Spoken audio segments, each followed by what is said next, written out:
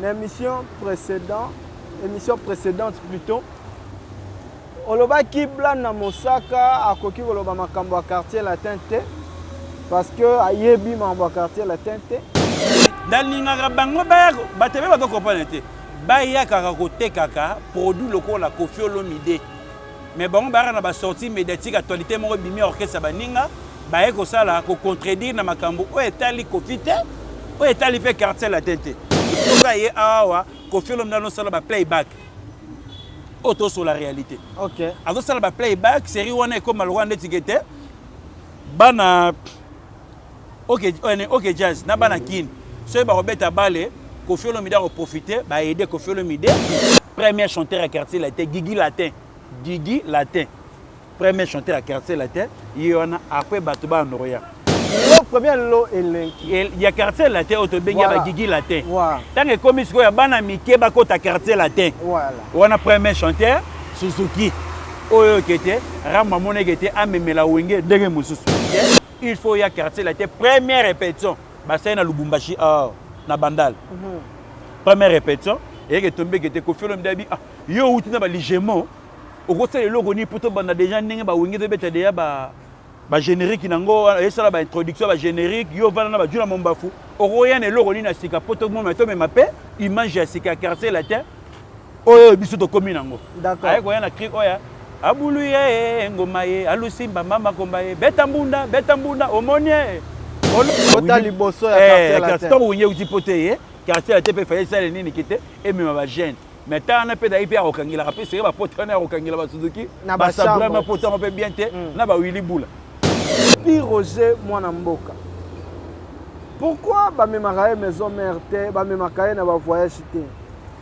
Mais le le bokomi ko luko mona militaire atikali bo beti liso na été mes porte-parole. Pas o embate. Héritier même na ekisi nzora na sentiment il y a public il y a batu qui était o le la trop.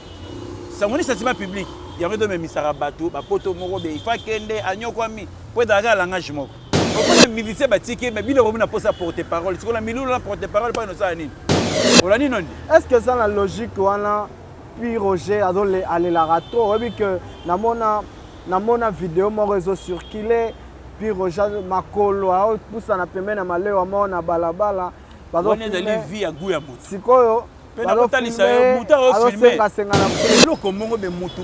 avantage bozolinga bomemena bato bazaya ba désavantage comparaison na lingaka bomekaka kolongola yango sakara de kuza na mukanda ya 10 ans ya résident congolais na kati ya France il y a 10 ans comme ambassadeur ya Congo ambassadeur congolais na Turquie zana na ebité bandeko bazaka na Turquie bopesa biso kombo ya ambassadeur il faut accuser ambassadeur yende muta ko transmettre message à partir du gouvernement ngana yo ba yamba biso te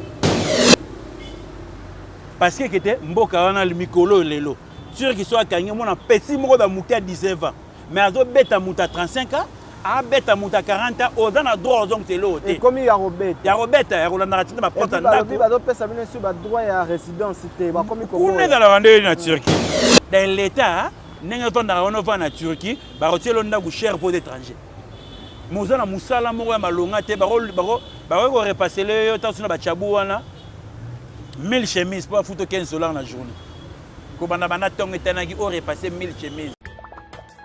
Salut, c'est bel et bien l'artiste et comédien Jean Molayi. J'habite à Paris et pour moi, Senwave va changer complètement la donne. Moi et ma famille habitons en France et souvent nous envoyons de l'argent en RDC, République démocratique du Congo. Avec Senwave, on peut envoyer au minimum 1 €, ce qui me permet d'envoyer souvent des petites sommes à mes proches. Et c'est super facile, je peux l'envoyer à la maison avec mon portable et sans frais. Alors, dès aujourd'hui, téléchargez l'application Senwave et découvrez les transferts d'argent simples et sans frais.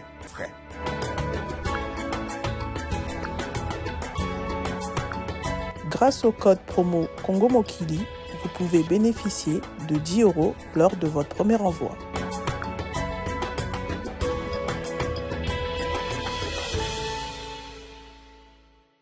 Mesdames et messieurs, bonjour, bonsoir, bon après-midi. Tout va dépendre de l'heure à laquelle vous allez suivre votre mission, l'émission préférée de tous le diaspora qui est disséminé à travers le continent. Je suis Nondi Premier, votre humble serviteur. Messieurs et dames, contre-boule, encore une fois de plus, un nouveau numéro. Nous sommes encore déplacés pour chercher le monsieur contre-boule, Konistar Mavinga. Un grand merci. Nabandeko surtout, Bazo Sepela, na collaboration de partout. Bazo Landabiso à travers le monde. Je profite de l'occasion. Déjà, Yakoloba, un grand merci. Nabandeko surtout, Bazo promettre biso que Bakoki Kozala partenaire. Nabiso pe Nabandeko yo. Bakozala partenaire. Nabiso Kino. Ngonga Lelo Bakolemba bisote. Merci beaucoup. Na Pablo Kini, le grand déclarant. Nakati Angola. Bandeko Baebi que déclarant Azala Kaka Moko en Angola. Son nom c'est Pablo Kini. Un grand merci à GNI Construction, Gelor Nondi IP pour construction, Flat Hotel Joulisme, na Golf Doge, et pas à Papa Mams, Flat Hotel Joulisme, Bandegonia Soto, Bautarapoto, côté à Kolala, côté à se reposer, côté à se divertir, comme la paix, moi, Masanga Malili, to, Sucré à Malili, Ezali Flat Hotel Joulisme. Un grand merci à Espoir Ngoma Yondika.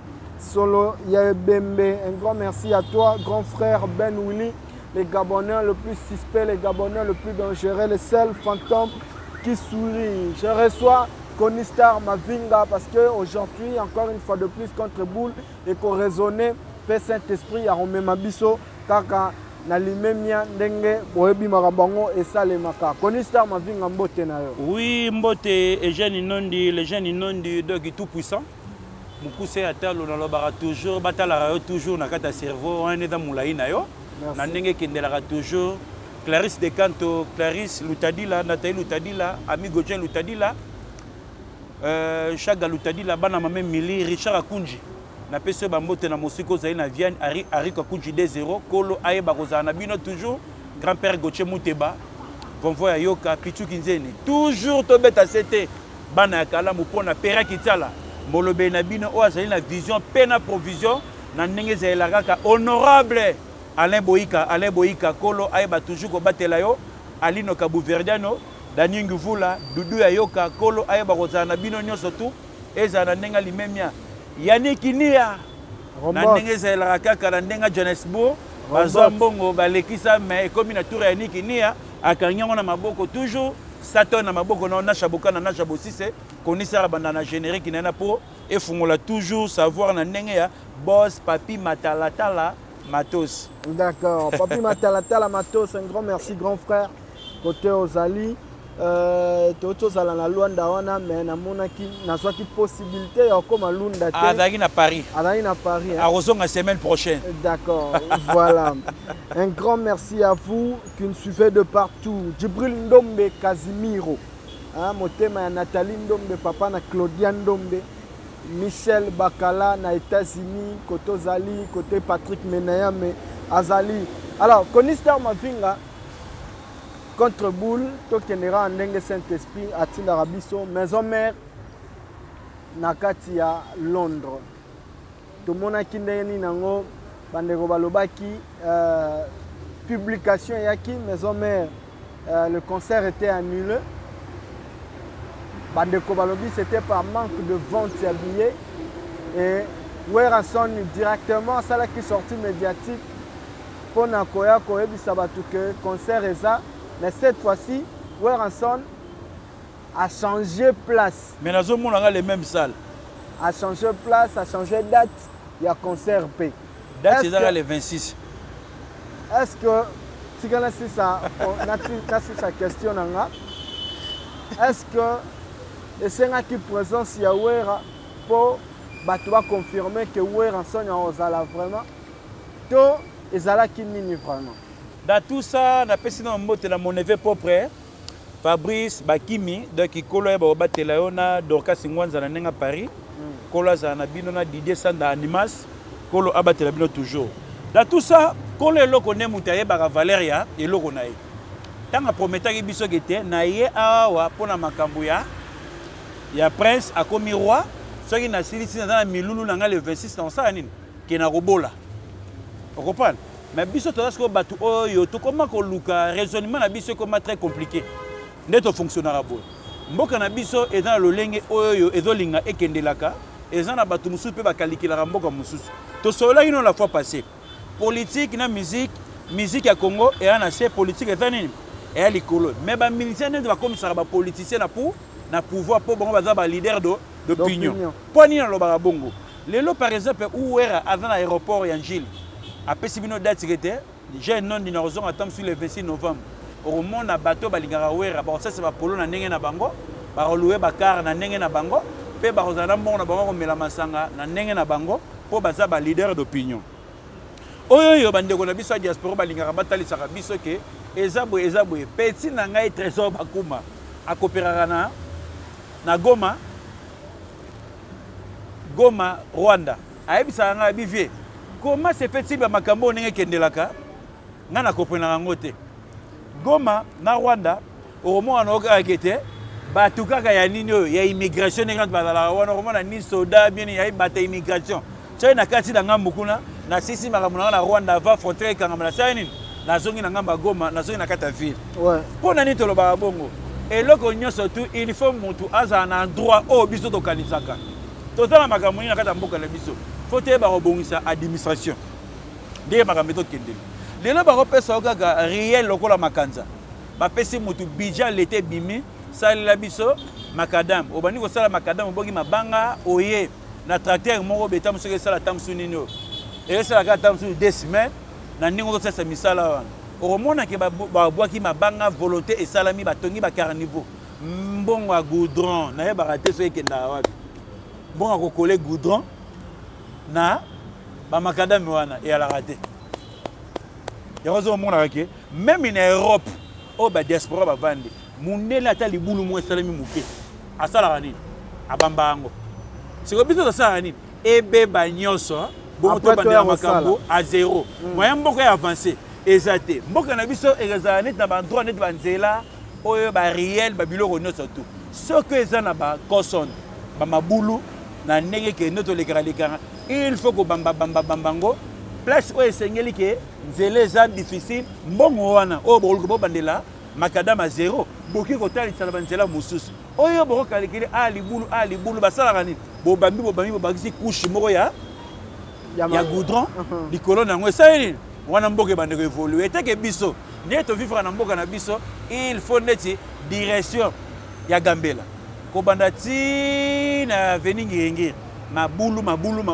mais prince eza bien okende bekutana libulu opeti su mwa 20 pas 30 opeta su 20 pas moi 20 mètres okutana su na libulu eloko ni ezengi sikoyo babambango après avoir bakoule mama goudron wana ekoyede basala banzela mosusu mais ntango kaka tokonodalaka na vie na biso nzela ebebaki fo bazwa temps ebeba nio to babandela donc moyen mboka ya avancé ezala te donc dans tout ça tomonaki basortie médiatique batebele bimaki même jusqu'aujourd'hui nazomona kaka salo kaka baninja baotala na kati yango mpe na date yango kaka yango wana mpe nazomona siko nazokoyeba te tozela jour J moins 2 jours parce que aujourd'hui déjà sur le 24 dans le 26 c'est samedi. Et à samedi.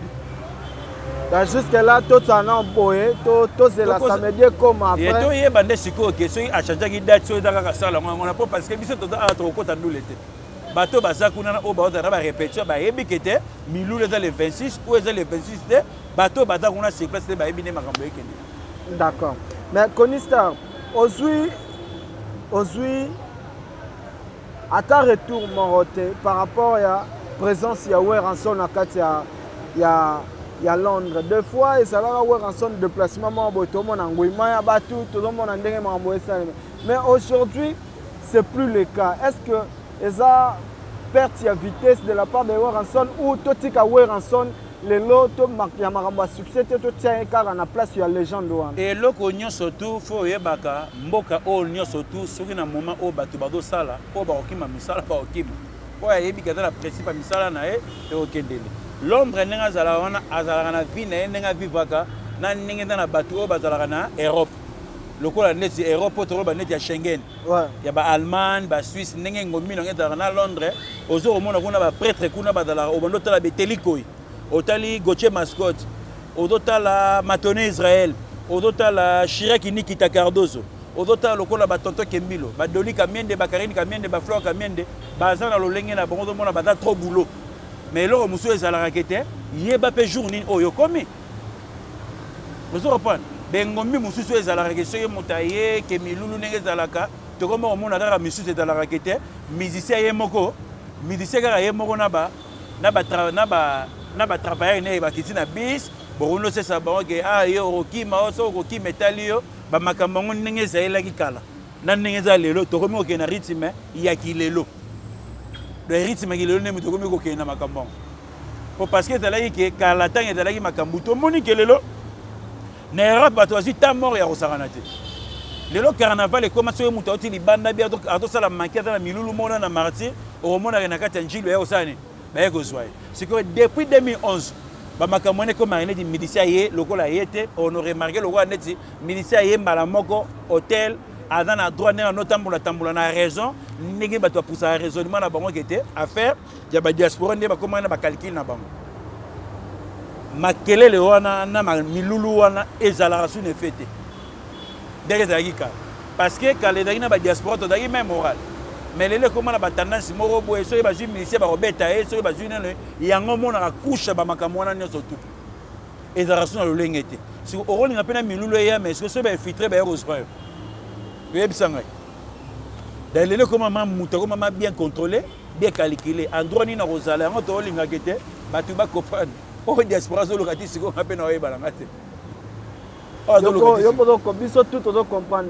parce que tu as dit ah ouais tembo kana biso est dans occupation makamebele bele to dans makamebele mais kaka ah ouais ba français ba ko ça ja francophonie na kati ya RDC mutaku fait ate étranger mo di choc azate ti basongi pe ba ko yebisa biso to miso sola biso moko comment c'est petit bona mboka mo be kimia ba ki para batute mais ndenge ni na tout moment bolobaka ba guerre ngo ezalaka bien o ezalaka kete bozi gouverner bokangi yo bino guerre ngo ezalaka na zamba ngo pe bozala wana botakaka ba mama bilang to mona raba image mo gara o te mama mo bilang o komona be babola bazokima na be éponge na mutu na ba nzeta fufu na ba lituka bazokima siko talaka image ngo ga yango bezongela ga biso. Et puis même photo kala kaka mwana ka biso ezongaka soko pa ina makamono tout soko talinga na bagaka trésor ba kuma petit na ngai ndeti na minute to so na ebe e wa dali na rwanda c'est comme il a dit ba 16 soit 6 makambo zo na frontière ce qu'on a tout na raïb singa vie si le longa pe na e ba pe na endroit ngo pe kaka ona ba rwandais autopotana ka ti lelo na e ba te so ezalaka guerre ya laser o ezo mo na te la miso batu be so ele gara na sous couvert nga pe na ebité yango bona akete to do mi bomana na biso ti siko to ko pa makambo to lukate. D'accord. GNI Construction, Gelor Nondi IP pour construction. Le boss Cédric Teka, $100,000, c'est quoi 001? Nombre de mandefou, nombre de fortune na kati ya ba ya banque. Ndenge ezalaka toujours. Et voilà Jonathan Kouzou, Roi Bilamba na Luanda. Sam Koukou le nécessaire na robot Sanabino te toujours continuer na Konista. Konista toujours à la maison mère. Weranson na kati ya Londres. Puis Roger Mwanamboka. Pourquoi bamemakaye maison mère te bamemakaye na ba voyage te? Mais il nous reste presque le seul communicateur. Bon, on comprend ça moi. Il reste presque le seul communicateur au ma maison mère il est tout ailleurs. Puis Roger Mwanamboka. Qu'est-ce qui bloque? Nandi. Aneka ba fossé na Paris. Honorable Adoyoué. Siège na Paris. Sikoyo, tango bino bosala awa boyela ki poto pe yeli musala po travailler awa. Na yela ki musala po la sara awa te. C'est ça le problème. Oti ki place moi sinon naba na bana oye ko sala po na makamba kalikili ya musala. Siko pire ja bana awa moi sina na bana badalaka awa. Te me déplacement. Tozo so la déplacement ozo ya musala. Bato nyoso tu omoni wana ninja banda banana wera ko banda banana na 9 2000 ti lelo abani ko voyager quand na habité dans notre salle ça va voyager bandega à lobby à bandi Bruxelles bato bato comme ninja aux États-Unis bato bato comme ninja ke Londres et tout ça eloko nyoto eyaka na ngonga pe na tango so tango ekoki osala nini okokende tango lelo bokomi koluka mona mivisa tikali bobeti lisoro na ete me porte parole pa koyemba te bolandanga place biso bakalikili eza na bato mosusu neti héritier mema na ekisi nzora na sentiment ya public ya bato kete olelaka trop sangoni sentiment public yango do memisaka bato bapoto moko be ifa kende anyokwami po ezalaka langage moko omonaka nzora azolelaki na anyokwami na miziki oyo mais so otali kete kobanda quartier latin nde bababe bakota na 1994 siko porte parole ezalaka nani ozo comprendre porte parole ereya ntango baséparation ya bawe ya bawenge parce que porte parole azalaki te po à l'époque ezalaki ntango mosusu kete wenge ensemble romona ntango mosusu Adolphe Dominguez moto akoleka na plateau topesa programme ya orchestre po parce que série wana azalaki chargé ya relation publique reprendre eza na bato apesaka makambo sikoyo tokomi komona ke omona militaire batiki me bino komi na posa porte parole sikoyo na milulu na porte parole mpa inosala nini akokommunike na makambo oyo etali bato kuna eza na makambo ya milulu oyo yoki te moto ya kosala prestation ke journaliste tout ça ke baponi me moto orchestre akosala barole mais bino boza na souci teke mona musicien azoyemba tikali botuna teke dinara soki bakokende na lo bakokende soki lelo yo oyebi te Michigan akete bobeta masolo te bobeta kaka trop ba porte parole siko bato bazosala musala pona ba porte parole bato pe baza visible lelo totalisaka bato baza visible lelo eza na makambo oyo ezokobeta wana puis roger abandi makambo awenge yango lelo te puis roger nga nayebi ndenge abandelaki ndenge akomela lelo oyo puis roger azalaki na staff lokola fanatique puis roger ayaki koma milicier ya opération dragon ndenge groupe oyo niko bakongo asalaki babombo ko Jacques bato ebele na peti susu petit na nga moko be Pentagone na moko yemba danger vo mona faire ayemba pe voyage akatika yen pa Adolphe Dominguez donc bezalaki na biloko moko wana bazalaka déjà bato makambo wana eloko nyonso nondi eyaka na temps Johnny Milongi baza bandenge moko na banani oyo na baimaki bazwaka baimage bamaka ebele tout ça bakenda na makambo lelo tuniki ete Johnny azokende pourquoi Trésor Lumière okoma otuna ete ndenge azotikala eza badusu te eloko nyonso te eza na bakalikile nango de bosangisaka kalikili te omonake moto aoyemba botiki ye mpo na moto aloba yo otyano kaka ke tozobeta place telibe tozobeta sala basorti médiatique awa information oyo ozoluka koyebaka te concert were ozala le 26 ou eza il faut tunama pi roger ya koluka ye bosololi daye nde moto fo bapesa information mpona transmettre bato baza na kini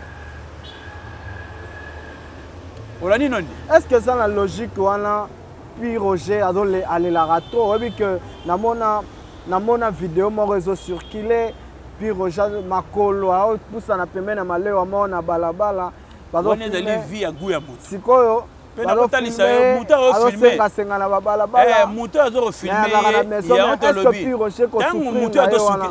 azosinga fi Roger ntango pi Roger asalaka mariage religieux jo wana azalaki na lara te vie eza baréalité ngai aza na vie na ngai moko ma batiki ma na ndako na ye soki otali tv na ye ya ndako ekozala ta mosusu 74 pouce bakiti ya cuire na ye ndako malili me okomona ye akolia na ye taba na makala taba balami na mwamba na makala komi na makala na kati kuna mpo ya nini elambeli wana azomona doki na mwasi na ndako gu eza te kotretaka motu teke so akolia na maleo restaurant mpo ezaka na structure soki moto akoti na structure batie malili batielo biloko moko gu na yo te mona epesi beta mosusu $45 ozolia mpo na influence ya bato me na kati ya motema osala nini oyimayima yo mona ndako otiki $20 ya damage. Mais pourquoi il faut batika bamema Sankara oyo bozodéclare ka alarme ekufa na puis Roger moto alarme ezosala oyo bino bobosalaka nano oyo esalaka bato ebele erreur Sankara dekutaka na résident ya 10 ans ya France résident français et de résident nationalité te mais résident français aza na carte oyo bafere bazala nango oyo baheritier bazala nango oyo bakofi bazala nango oyo bawera bazala nango eloko moko be mutu moko aza na avantage bozolinga bomemena bato baza ya badesavantage comparaison nalingaka bomekaka kolongola yango Sankara Dekouta aza na mokanda ya 10 ans ya résident congolais na kati ya France ya 10 ans parce que ntango bolobaka bamemi ye daye bokomprenaka te ke role nini oyo aza nango eta mosusu Sankara Dekouta asengaka visa te Et dans le musulman, mais maison mais qui Guinée, mais au moins il peut s'aggraver de la carte à Kin. Ah, ici, na makamuna pe na gosa, na osala. So na na makambuté to ça ni que to Kin. De temps où siko bolukara kete, puis rejoindre na dimis. Faut bo bandana magamba ba visa, mais mutango obozo loba wana ke akendaka bozo yebate tani ni yaza nango. Mukanda ni yaza nango. Yanga voyagera trop et dès lors musu ra obséqué to que États-Unis a été présent na calcul wana. De bozo makamu o pa robo ya pe voyage. Mais bozo luka muto atana mukanda. Résident congolais na kata France, o yaza nango à 10 ans, bozo linga siko bo comparer na bateau, il faut ba senga ba visa. To raisonner sur auto différence à makambo wana. Est-ce que ça te par rapport ya remerciement Sankara sala trop, ce battu balance ya Sankara na pi Roger. Ozongi surtout la réponse n'a pas sûr. Azana mukanda o pi Roger azana ngote. Sankara azana mukanda o pe kakol azana ngote. De comparaison bato sala ba memi Sankara na linga bo rectifier. Ba ko sombeli billet à cause na kata jua ça nini. OK. Et d'accord comme même parce que ça va sombeli billet ça va. Non, na façon que c'est et loko nyo surtout yo vanda na ngola. Même yo va na Kenya et l'aurait dans la rapace baté belé batala ba monga ba billet na mboko. Oyebi, so visa batala. Tala ba monga ba billet ça. Timbre on est comme ça ben poli ba sorti médiatique belé. O ba flatter bat pour na visa. Mais yo na yebi yo visa bank saka yo te. Pour na yebi place yo uta. Yo uti ma pèse ma ba doit na visa na bala bala bo. Oza na expérience du voyage et le la rien. Mais jour que ne poto la limite o yebi ça était année que la bani ko travailler ah. Okoya lokola mission de service pour mboka yo vandaka oyo utaka oyo tika pour osala musala ah basukulela parisien ke chité baka mo batute batu bagenda rapporto na façon nyoto ndenge balingi lobi omona na braka sena lipa na lipapa siko biso na Congo awa to komisaka mangamba poto grave siko place yo uta oyebi kete poto eza normal muta okanza ba dossier na yebe pa ameki pesa ni esimbi eloko bomara batebele tout le monde na kata mboka ni azara ambassade de France, Grèce, bandoro qui pa ngote mikolo ba qui pa ambassade ya Grèce. So revandi ba ambassade de Portugal mutakenda ngo anakini ah. Mutakenda ngo asate. Ambassade de Portugal kana ebisa yo mutakenda ngo asate. Ya Hongrie mutakenda ngo azana ete. Même ya Hollande bakota ngo pété. Suisse ku dubosana. So une invitation qu'on a to lekate. Italie, il y a une invitation européenne, so ba sa invitation. OK na yo. Et loko wana ton yo bige yo ye musala. To ye musala na bato nyoto na et loko nyoto ya na ngonga na ope na tango nango. Mais tango bolugara bo sala loko lokola neti comparaison. Po biso kala to ye ba yaka ke secrétaire ana droit au voyager par aucun de pété. Directeur à production à Rose à la paix à aucun de par aucun de pété.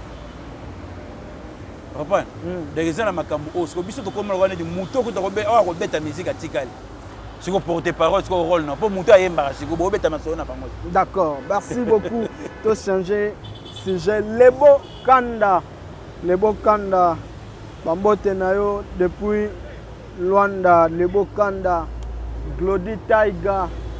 Abière, gérant à boutique Michel Bakala. La Pessio Bambote, petit frère propre, moi, na Christian Sala, na Turquie. Avant de changer, to kende na sujet on a na beta. De comment a bengi nga lobby azara na Turquie. Abi singa bino ndi premier na landa ba émission na otro na Koni Star mavinga. Mais bon lobby la situation oyo ezo le kalelo na Turquie. Botali sango pe aux yeux du monde bino balanda bino.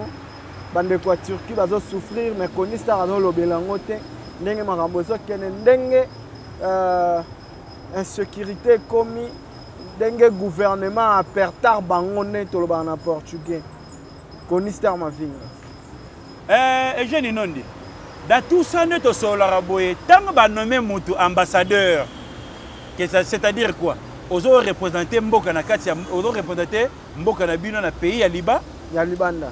Mais si yo etake yo zali ambassadeur ozo yeba pe makambo leka pona yo zali représenter ba pilier mboka na bazawana Turquie awa bazala à l'aise ba turc na mboko bazala très à l'aise na mboka na biso tona notion moko beto ki paravi a batute makambo o ebele na ye barate po to dinga ko pa pe resassimate to négliger makambo ebele de bande ko na biso Turquie ba souffrir makasi et na batu mususu lelo to vanda bodo mo ndeti Nikombaya ba HK Mobutu ba Sele Mangaya bato nyonso tu wana ba die mbuku ba Aron Essende donc bazawana donc ituna ba Ugwadula bazo vivre mal mais ambassadeur azawana na droit ya koyebisa message parce qu'il y a déjà qui étaient dans la poste na représentant ba Burkina Faso ko ba fa chaque mabe boko tsara peuple biso na prison te siko biso to bimaro ko na tata zate mama zate yo to yebisa biso makambo to beta siko ambassadeur ayebi makambo depuis banda aloba elo te intervention ni oya sala ezate peuple wana o mona ba comme ambassadeur ya Congo ambassadeur congolais na Turquie zana na ebite bandeko bazaka na Turquie bopesa biso kombo ya ambassadeur il faut qu'on accuse ambassadeur yende muta ko transmettre message à partir du gouvernement ngana yo ba yamba biso te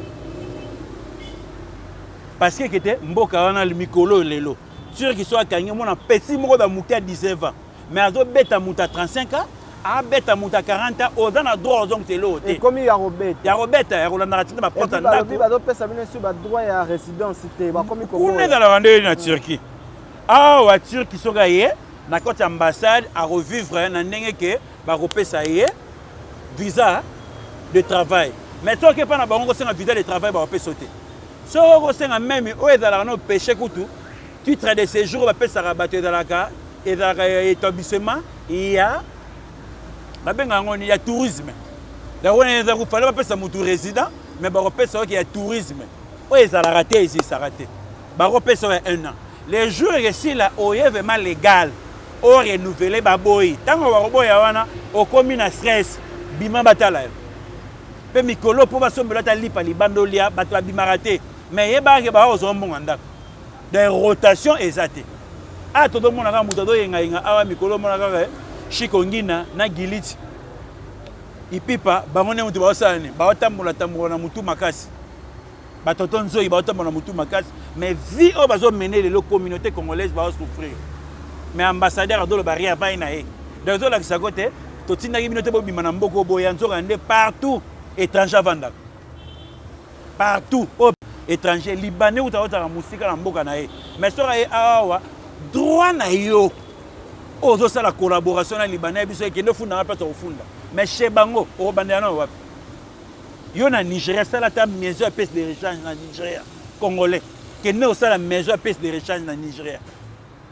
to ko kufa te mais ba batondisa ngo ba ko tondisa ngo biso to lo ko ne to ba orphelin ba droit na biso moko to yeba ngo te même attaque congolais ko ba na Nigeria à revivre mal ya osaranate ana valeur te da to zala na valeur ka lelo to perda ba valeur ebelé sur makambo essentiel to sola oyo o mona kete bato batala biso bazo mona ko to sola makambo moko boye o ezanga tina ngo bango balingaka trop yango peke na pena ba vie ebelé mais o ezake pona droit na biso moko ezaka tina te mais so na tele sur ba ndeko bazak ba kangi yo o ibité o bundité mais ba kotio kacho ya 6 mois ya 8 mois toto ke malembe parce que papa mam saza aza bureautique aza papa moko aza très intelligent flat tel joulisme tozolinga à comprendre makambo très bien. Konista, qu'est-ce qu'on reproche au peuple congolais bao bazara na Turquie? Qu'est-ce qu'il reproche auprès de vous? Nini yango ya mabe bosala o bozara très bien accueilli très accueilli ezate Turc kada muto avanda na batute ba méchant ba vanda na batute balinga ba étranger te nete kamusa ngaloga awa Turc akenda classe te Turc akenda classe te mais kamusa nga awa mona batu batanga ana kola ba Turc mais muto otanga sana professeur congolais makamune auto mais ba on mema m'énerve na Turquie à $300 il est belé. Des bano batanga ba humanité wana. Minerva na Turquie et va ebelé $300 mais azomona par an $6,000. Mais kolonga il aura comme fondation. Pelang on a qui aux limité. Olo solo na Paris, olo solo en Espagne. Atana ngolo so bani ko lo bamba mo ko mutali boma. Surtout d'autant ça moi no qui tire na qui arabe wana, c'est pas que nango. Il y a un Congolais qui a fait la mission. étranger dans partout, étranger dans le Canada, étranger en Allemagne, étranger dans les mboka nyoto étranger zalaka. Mais faut boyer barakete ah ouais il faut zalabo. Et ça na batu musu balingaka te kete moto comme roi na kata mboka na. PDD faut yebarango. Communauté congolaise dans na Turquie na ata di na nini na bani. Ata un front. Ata courage to ba courage ali bende wana. Ba vivre na mbonga l'état, ba vivre na mbonga na bango moko. Ba vivre na mbonga l'état. Dans l'état, n'enga vanda on va na Turquie, ba retirer l'onda ku cher pour d'étrangers. Mozana musala moko ya malonga te ba ko repasser le yo tasuna ba chabu wana 1000 chemises pour foutre 15 $ na journée. Ko bana bana tonga tanaki o repasser 1000 chemises. Yango mona misala na ba tebele o bazala ba vision, le go neti ba Christian. Bato bazana ba vision, le go neti ba Christian Sala. Au moins neti ko ba cargo ba valimbala. Européen. Ozomon le ba cargo le go ba Crispin. Ozomon le go ba cargo le go neti ba Léon. Ozomon le go neti petit nanga Steve ba travailler alors que la partenaire ya Sina. Ba diem beaucoup ba travailler on a mona ba sala toujours dans les noirs. Mais que ça la pas sûr qui est ba qui au souffrir. Alors ça congolais mon côté privilège, à côté étranger mon côté privilège à mboka na. Yango moni qui était ambassadeur makambo on tout que ne ba okanga batu boy ayebi. Parce que à défendre siko pilier na ya Congo nani nani. Ambassadeur turc afandi na eboye méconnaissable azoye bateni nango ko sala ambassadeur congolais na Turquie afandi na ye biteni na ko sala congolais na Turquie avant na ye pona batembre na ye avant na pona makamule pe na fin du mois ba futi pe mbongo mais avant na ye mo lobeli ya batute au son excellence ambassadeur fulana vanda kuna mayebi kete peuple o azo souffrir ou soit batu ba ko senga mabeko zongi sanga na mboka na ba il faut même 9 mois zongi sanga epa na ngai zoka na ambassadeur azana autorité ou soit bozana ministre abokei kuna te bandeko na biso nyoto bana mboka na biso basa awa il faut basani bazonga mutako mo senga zonga me baboyi ba beto 8 mois motale loko te na mboka wana na bana mboka na mala tidia na ningisi moto Kongo eleki na otiraki et loko ni na mabena mboka na biso ba bongisa gestion na administration ba tia sincérité na makama mboka o mboka eleki no mboka ebele mboka o ezana mbongo mais pourquoi c'est que pour ani biso de kenara maman ba avec biso na ba minéré et loko ni auto sous solaire na budget l'état te taxe na ba impôt yango ne de tombola mboka bato na mboka na ba okemba bazo kemba na ebisa. C'est bon. Voilà, merci beaucoup Konistar, c'était un clin d'œil et pas bandeko na biso ya Turquie. Konistar mavinga na émission précédente plutôt. Oloba kibla na Mosaka akoki koloba makambo ya quartier latin te parce que ayebi makambo ya quartier latin te et que yo okoki ko olobelango très bien. Bato balobi tu connais pas Koffi Olomide, comment kobeta le solo Koffi Olomide. Histoire musicale. Histoire musicale. Tu connais pas Koffi Olomide, histoire na ye pour oyeba yango te. Obeta masola bato oza kobeta Koffi Olomide te ko oyebi histoire ya Koffi Olomide te lelo olingi o kosa biso. Je vous avais promis que Konistar va parler de Koffi Olomide pour quelques minutes parce que Saint-Esprit atambola likolo na ye. Est-ce que tu as bato wana na contradiction envers bango moko? Bon. Dans tout ça, tout ça, le loro mo be nondi, dalingaka bango ba batebe ba ko comprendre te. Ba ya kaka kote kaka produit lokola la Koffi Olomide. Mais bango ba na ba sortie médiatique actualité mo bimi orchestre baninga, ba ko sala ko contredire na makambo o etali Koffi te, o etali pe quartier la tête. Yoro na linga na sa nondege. Koffi Olomide. Tant azo tapota zo ki chasa sala ba disque na solo. Nenge bozi na pa no sala makambo na ye ba sisina ba Elena nenga no beta biloko na ye Koffi Olomide do sala ba biloko na ye wana nyoto ba ri d'amour azo beta ba nzembo na ye nyoto tu wana toka ye awa Koffi Olomide no sala ba playback auto sur la réalité. OK. Azo sala ba playback série wana comme malwa ndetikete bana OK jazz na bana kin so ba robeta bale Koffi Olomide a profiter ba aider Koffi Olomide accompagner na makamone ezalaka ba aider mais en no futelanga ba mbongo ou soit banakin ba robeta na Zaiko Tant que Koffi Olomide bato ba la répertoire né moi 2 chansons, 3 chansons, au monde ba militaire Zaiko, ba ça ni ba accompagner. Et le reni nos asu passe pour na Koffi Olomide. Wana ba beta na Faubourg et pas te dit que na veni Mwanda. O ba réalité to beta parce que moni bata lelo et dans passe na kondana na bango te photo d'Anantin, il y a komiye kolaka. Mais congolaise communauté congolaise tout devant na tona makamumo be ezanga mutu na makolo. Tolingi rotanga te. Et l'autre bon mabatu angola. Et l'autre on sala bongo. Et comme be confusion azongi poto aye, au mona et comme okutana choc ça asenga lokola neti benyama bo pesanga ba Carlito na ba débat ba kopanenga mona. Mbongo ba kosenga ye, omona kabuli production na etamsu katikati. Moro ya boye tout ça rozala na moi Zaiko et comme abe etamsu ke ba fanfa de mo lokai bato na so viva papa même ba ndoro pesa ba militaire wana gratuit. Na cadre de reconnaissance d'un papa en eau comme le papa Mbabanze Banzembo Koffi Olomide et que tombé wana sikoyo il y a Willy Beya Teddy Kinsala Godard Motemona ozomona na ba job akali ba eko yebisa ye opan ba eko yebisa ye que te Koffi oza capable de refaire l'orchestre na okoki ko sa l'orchestre na mon côté ozo na ngai Koffi Olomide talibo atoro banana ndele Koffi azongi lemba aya kuta na vie Véron ya soliste oyoyo babandi ko sala na iko déchiffrer banzembo tout ça ndenge bandi ko kende et ko parce que Koffi abi bon fona sala nini aya kuta na ya pesa inyanga aya kuta na vie Philo basiste na bado a Congo et tombé tango ba yo ke na tawana kete Koffi Olomide a commis ko fréquenter le la vie na bisoka maître Wabuza ya Satrakini ya nino ya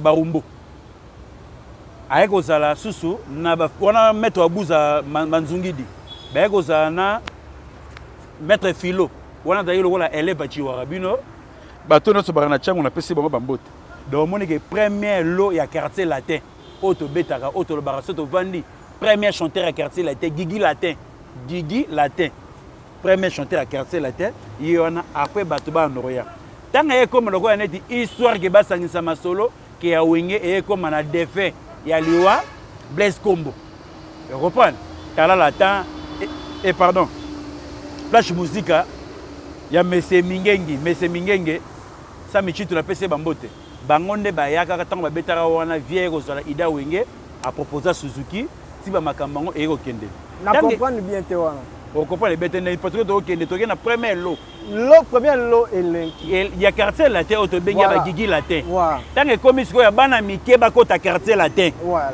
wana premier chanteur Suzuki oyo kete rama mona kete amemela wenge ndenge mususu dans tout ça premier animateur pour bana masolo na bango étage asuka ozomona ke ba papi bonga Manzungidi ba Philo Manzungidi ba lui Manzungidi ba ndoko teka na mama mi na pavillon 5 mama mi azaki na restaurant na o ba barakite mama mi likayabu esila mungwa comprendre place ya ba ina ba famille Manzungidi à cause ya pavillon 5 ayi ko mona tiko lui Manzungidi akoma ende ni bango bazali na ligement ya pape ba légende de Mokoto bazalaki wana kuma papa dans la 6 na pese mbote 12 balles oyeko zwa ba Roger Maemba na ba lui Manzungidi ba otaka na ligement bango ba okende po nini kete seria ya medogi mera kulutu ya ba na ba papi bonga azalaka face à Pepe kana kivunda wana place lui Manzungidi abaneko ya Pepe kale ko mona ba ekota bango empire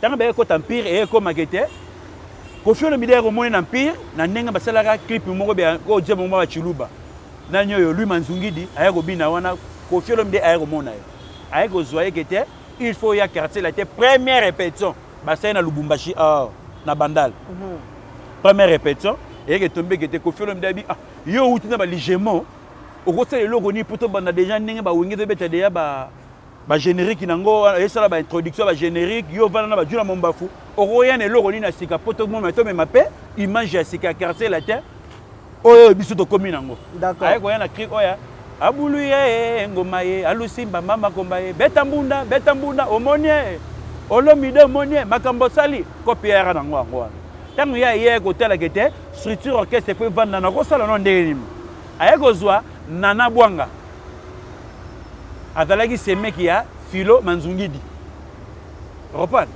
baye kozala wana aye komema Nana Bwanga na kati ya quartier latin comme danseuse c'était comme chanteur parce que abane de ko interpréter ba déesse na ba orchestre na bango ya kosa siko lui Manzungidi yene mutana Nana Bwanga reprendre o ba dire banzemba amuvila muyaya amuvila muyaya mama mingi mingi alobina ndo mwana ngakambo zene mandana mesana ngana ngofina ma bana madana mene ngapanga magatana bre amuvila muyaya siko omona femme na tshaka cuire ba tebe bakasaka 2S OK tant que komi wana babandi ko évoluer ba yo kende poto o ba kena une affaire lokola il y a 7 à 8 personnes Bota liboso ya quartier la winye uti pote quartier la tepe fallait ça les nini kité et même ba jeune mais tant na pe d'ailleurs okangila rapé c'est ba pote na okangila ba Suzuki ba sabra ma pote on peut bien te na ba Willy Bula oh femme lemba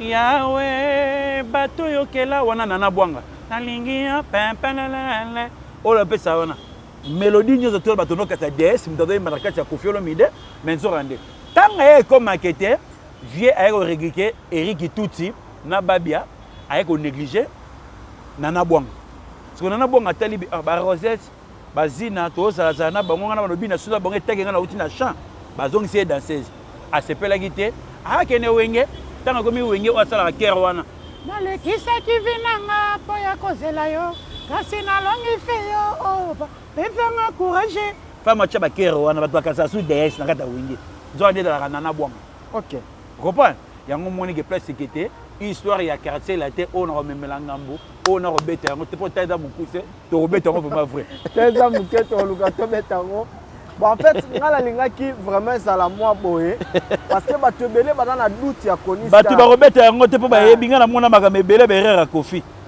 ngala mo ke Koffi le maman na bagarre na terrain c'est cassé babunda ena nano na ve na biso nano na betaka deli solo na fois passer chez eux babunda na ve na biso Sheke Lola ya OK Jazz Kolonzembo ya Mamba nino yo Zemba Mamba kuyote wedalaga samedi nyonso na mesana ko bimana yo bolingo yo ponini lelo chéri osundele ngo bimina mbanda kozela na zange ponge kominde yako luka miso matelenga ni ponge silinga na miso otopana kolo sharana na lukeli nzoto ngambo ya pamba pamba masharala kakibani na ho nakomi lokola na bungisi tonga onga na luka kazelo nyonso o mama midi nyonso na telemaka ho na ropa boulevard soki yokoleka e ba voiture ekoleka ndenge na ndenge wana siko kolosha wana mama na bagara na Koffi Olomide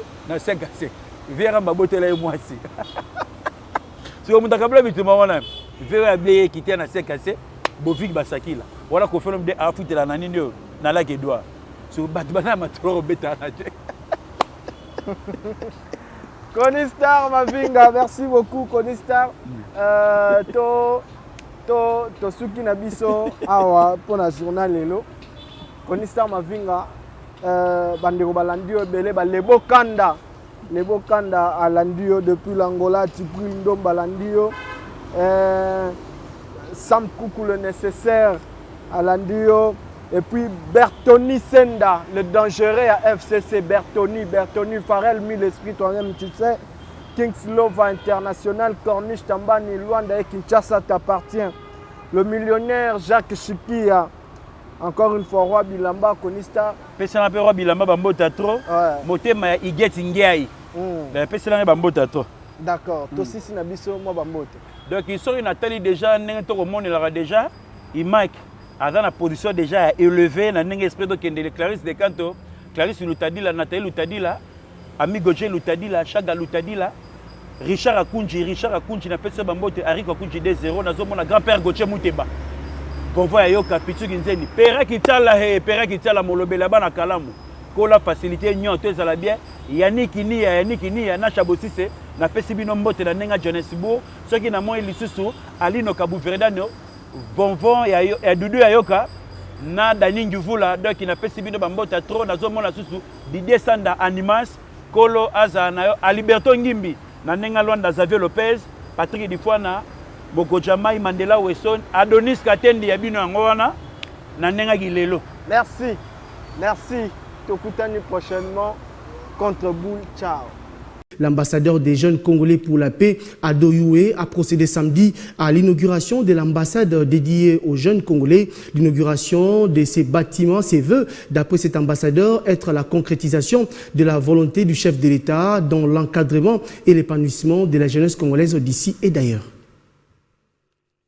C'est ici qu'est situé le siège de l'ambassade de la jeunesse congolaise pour la paix et le développement de la RDC. Plusieurs délégations des officiels congolais des mouvements associatifs publics et privés d'encadrement des jeunes, des autorités nationales et provinciales, ainsi que quelques chefs de missions diplomatiques ont assisté à cette cérémonie d'inauguration qui est une première dans l'histoire de l'RDC et celle de la jeunesse RD congolaise d'avoir une cité de la paix 6-4 avenue Mafuata au quartier Basoko dans la commune d'Ngalima à Kinshasa. À en croire Ado Youé, ambassadeur de la jeunesse congolaise, l'objectif est d'apporter une solution rapide liée à la création d'un espace d'échange entièrement consacré à la cause de tous les jeunes Congolais d'ici et d'ailleurs. L'ambassade de la jeunesse congolaise vous concerne tous, n'hésitez pas. Vous devez comprendre que ce qui nous réunit nous rend plus forts. Et nous allons avancer toujours avec la paix et surtout l'unité nationale. Voilà pourquoi j'invite toute la jeunesse congolaise à se joindre à nous pour collaborer ensemble. Moi, je joue juste ce rôle de médiateur et le rôle d'avocat. Je serai là pour vous et je me donnerai corps et âme juste pour vos préoccupations et vos problèmes. On sera là. L'avenir de la République démocratique du Congo promet meilleur et cet avenir est beau. Et nous allons construire tous ensemble l'histoire de ce beau pays, la République démocratique du Congo.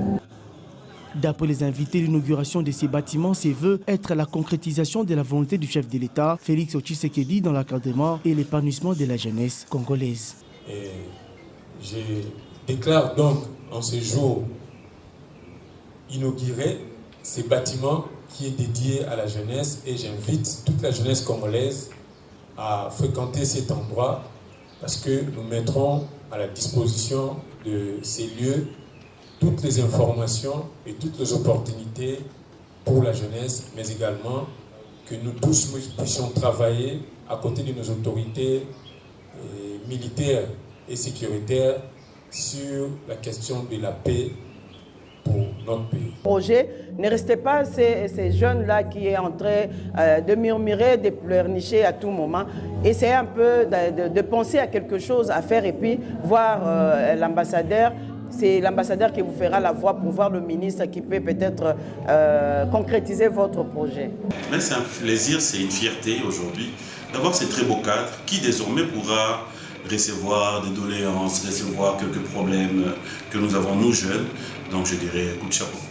Depuis sa nomination au rang d'ambassadeur de la jeunesse pour la paix en RDC, ce digne fils du pays se démène grâce à l'action coordonnée du ministère de la jeunesse à faire les lobbying et plaidoyer pour l'épanouissement de la jeunesse et son implication dans les processus de prise de décision dans les institutions étatiques.